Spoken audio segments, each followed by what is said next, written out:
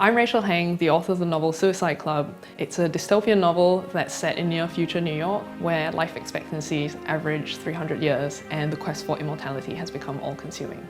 The idea of a suicide club first came from a conversation that I had with a coworker who believed that kidneys should be traded on the open market. And we got into this debate about kind of the way healthcare resources were allocated. And it got me thinking a lot about kind of who can afford what and the way healthcare resources are commodified and traded in the world today. And that was kind of just that was the seed of the idea, but really there were a number of other things that I was just seeing in the press on a daily basis, and things like people in Silicon Valley who were attempting to extend lives way beyond kind of the natural human, what we think of as a natural human lifespan. I've always been terrified of death, and I think in many ways I started writing Suicide Club as a thought experiment for myself, thinking about what it would be like if I didn't have to die, if I had to live forever. And I think I wrote the book in a way to convince myself that living forever wouldn't be so great after all. And I guess unconsciously a lot about wellness culture began to come into the book, just because you see it around so much. So things like clean eating or like Fitspiration on Instagram.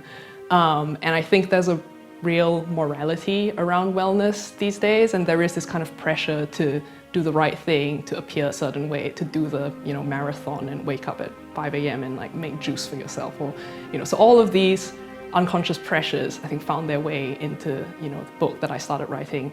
That really started for me with a question about kind of confronting mortality. Suicide Club is a dystopian novel, but I think that at the heart of every dystopia is a utopia, and the most interesting ones are the ones that are striving to be utopias that essentially go wrong.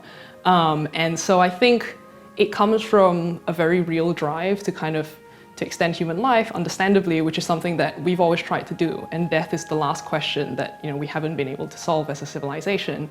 But what I was interested in is all of the kind of unintended side effects that then crop up, and the implications that it has for daily life, and just kind of what it means to be a human being if we were able to solve that problem.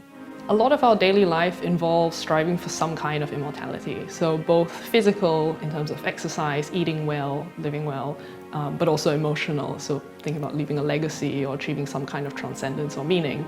And on a daily basis, I think we pretty much live as if we are immortal, because the alternative is just too difficult to truly grasp. And I think so much of what we do, so all of this kind of wellness culture, things like clean eating and making sure we do everything right, is in a way a coping mechanism, a way to avoid thinking about the fact that eventually, whatever you do, we are still going to die. You can eat all the kale in the world and you're still going to die at some point. So maybe we should just enjoy what life we do have and think more about the quality of the life versus the quantity.